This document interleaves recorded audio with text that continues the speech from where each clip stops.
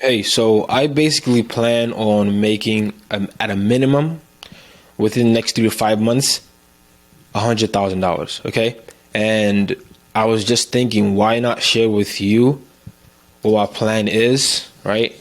How I'm going to do it, so you could possibly and hopefully derive some value from it, or some ideas, some paradigm shifts in terms of what you could do within your business also. Because once again, we're all in this together, and what's going to benefit me, I'm pretty sure it's going to benefit a million other people also.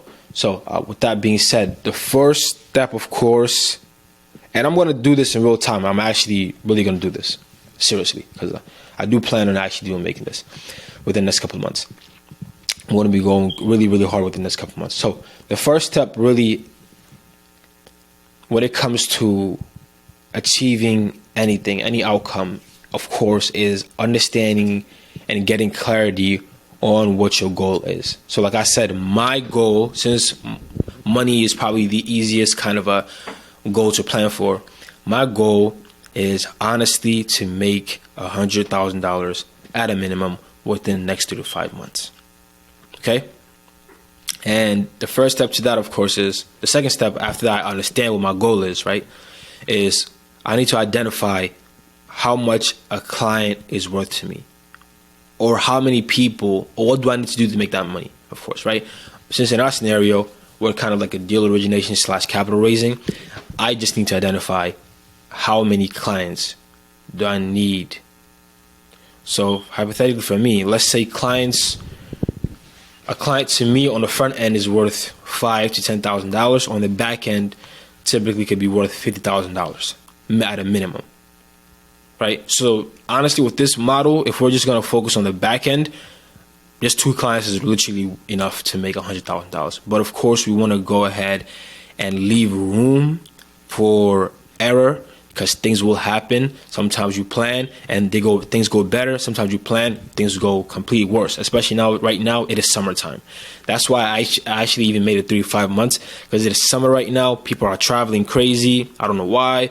People are traveling, right? And I think the election or something like that is within the next couple of months. So you need to accommodate for all these things and put that into frame. So we define the goal as $100,000 within the next 3 to 5 months. And like I was saying, a client to me is worth $5,000 to $10,000. But let's assume every client on the front end is worth $5,000. Let's not include the back end. So $5,000 is what each client is worth. That means I would basically need to go ahead and actually get about 20 clients to basically be able to make that $100,000 at a $5,000 price tag. Cool. So I need 20 clients. Since I'm clear on that now, so how am I going to get these people now? How am I going to get these people's attention, right? How am I going to get these people to know about me, and from there actually hop on calls with me to be advertised or sold onto my services? So I need to understand what channel of outreach I'm going to use, even though I know here I made a mistake. But what channel of outreach am I going to use? What medium am I going to use to gain attention? So for me, there's really 3 channels that I use. It's really 2, but it's 3 main channels that I focus on, because simplicity is what I'm trying to embody into my life.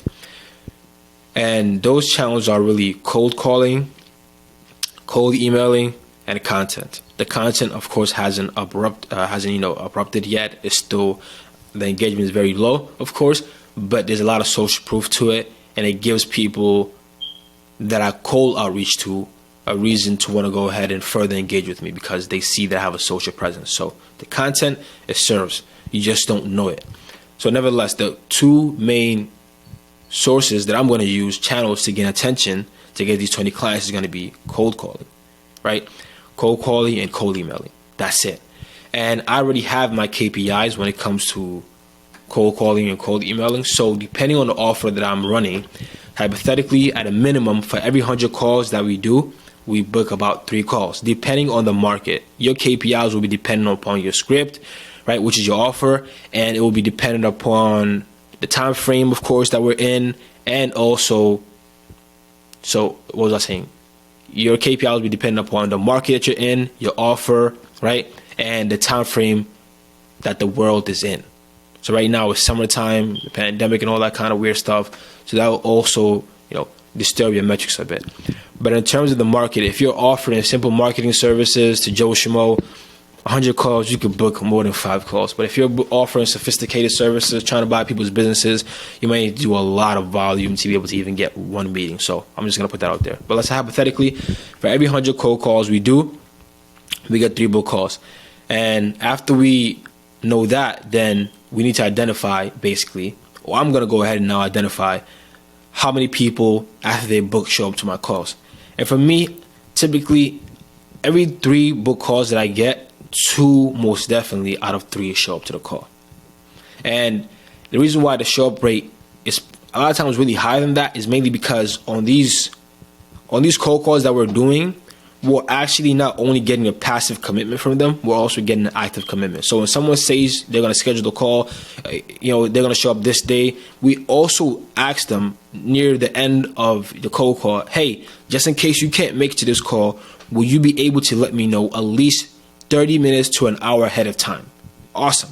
And we let them know also, just letting you know, the call we're doing is not a sales call. We just really want to give you value. We'll give you this, and that. We just want to basically explain to them what they should expect when they come to this call. That way, we give them a reason to want to show up. Because a lot of times, the reason why a lot of people have really low no-shows on their calls and all that kind of stuff is because you're not giving the people a reason to want to come on a call. You're not giving them a strong enough reason or remind them why they need to actually show up to the call. Without me going on a tangent, nevertheless. So for every 100 calls we do, we get 3 book calls. For every 3 book calls we book, we get 2 people to show up. Most definitely. But now we need to identify from those 2 people who show up, how many basically convert into a client. That needs to be identified, right? And if you're doing a 2-step close, which is basically you have 1 demo call, then a further call whereby you're explaining to them how you're going to service them, and then actually you pitch them, then of course, you're going to have a longer sales cycle. I hate those, but typically, depending on your market, you might need to do 2 call closes. Depending on what you're offering and how easy it is to grasp, how many people the individual needs to speak to, it can take a week, it can take more than that. Of course, all that kind of stuff you need to identify. But for me specifically, it might be a 1 call close or 2 call close. Just really depends on the individual and how warm I feel like they are. That's why content is great, because if you can get people to watch a piece of content or indulge into your social media profiles before your call, they can get to know you before they even come on a call and get to trust you, right? Because if they get to know you, trust you, now you just need to demonstrate your expertise to them on that call.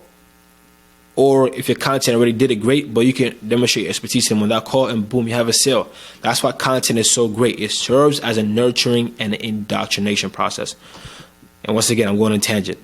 So we identify 100 calls, you get 3 book calls. 3 book calls turn into 2 people that show up. 2 people that show up, we get one client.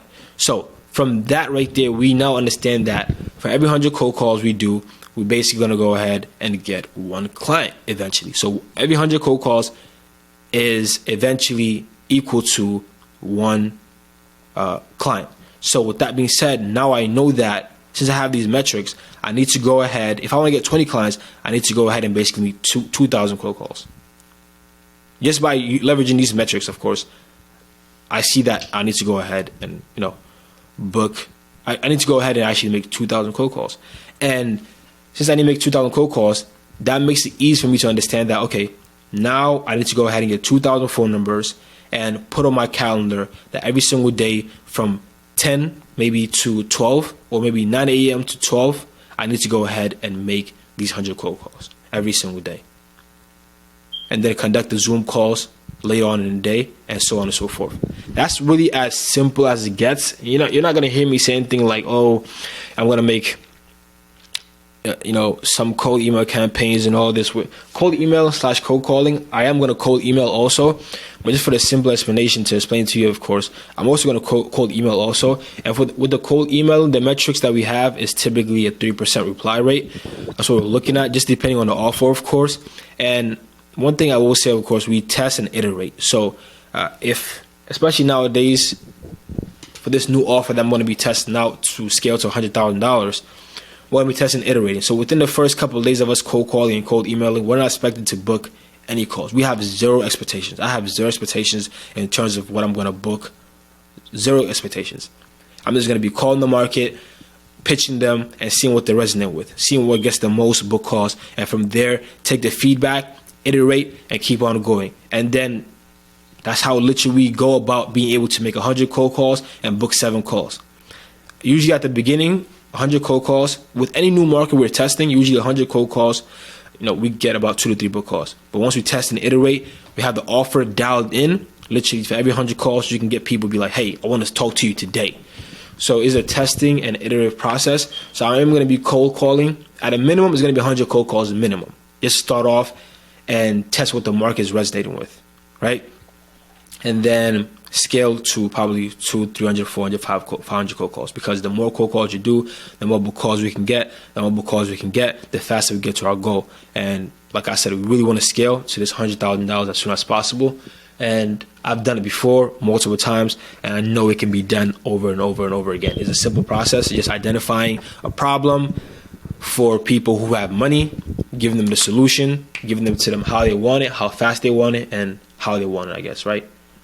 When they want it, how they want it, and how they want it, basically.